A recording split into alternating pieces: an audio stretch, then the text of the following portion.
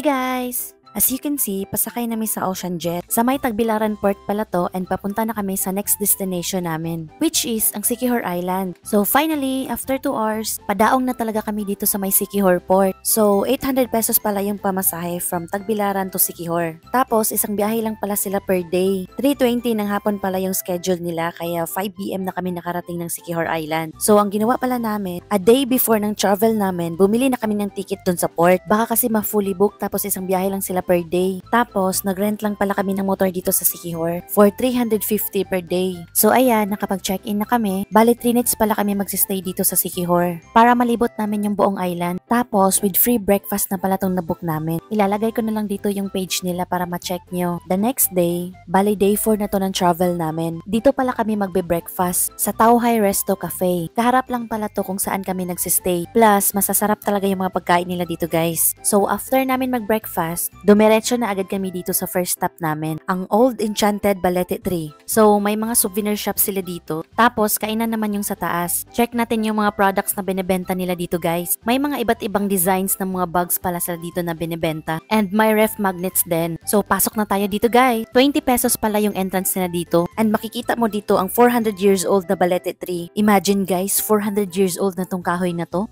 And may i-experience nyo rin pala to dito guys. Ang makain ng isda, char. Isa pala to sa mga na-enjoy ko dito sa Siquijor guys. Nakaka-relax kasi talaga siya. Kahit siguro isang buong araw ka pa tumambay dito. Eto naman yung next stop namin at nag-picture-picture lang kami dito ng konti. Tapos dumiretso na kami dito sa may Cambugahay Falls. 20 pesos pala yung entrance nila dito and another 20 pesos naman yung swing. 3 layer pala yung falls nila dito guys. Enjoy na enjoy talaga kami dito guys kahit nakakahingal yung pagbaba namin. Tapos na-try rin pala namin tong pagsakay sa balsa. 100 pesos pala yung bayad dyan. Bale, pipicturean nila kayo dyan sa may falls. After pala namin mag-Cambugahay Falls, umuwi muna kami dito sa resort. Ayan, enjoying yung isa kakaligo.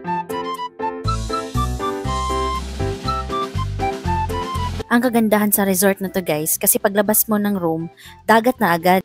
The next day, eto na yung day 5 ng travel namin. Bale, naligo lang kami dito sa may Paliton Beach. Ang ganda pala dito lalo na pagpa-sunset. Tapos, wala pa masyadong tao dito. Ayan, enjoying na si Big Boss kakaligo. Hindi rin kasi siya maalon, kaya ang sarap talaga mag-swimming.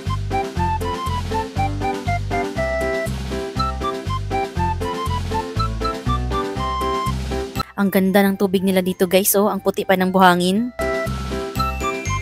So, asa ta karon? Bili na ta. Asa ta na lugar karon?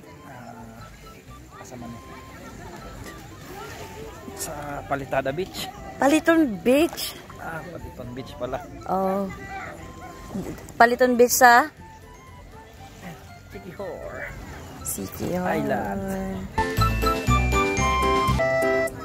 So, dito pala kami nag-dinner sa The Baja Bar Siquijor Island. Ito pala yung page nila, check nyo na lang. So, eat all you can pala to siya guys and 635 per pax yung bayad. Sulit naman siya kasi may lechon sila. Tapos, may pa-acoustic rin habang kumakain kayo. Today, naisipan naming libutin ang buong Siquijor ng nakamotor. Bale, day 6 na pala ng travel namin ngayon. And last day na rin namin dito sa Siquijor. Plano naming puntahan lahat ng munisipyo dito sa Siquijor Island. Bale, may 6 na lungsod pala ang Siquijor Island. And within 2 hours, nalibot na namin ang buong Siquijor.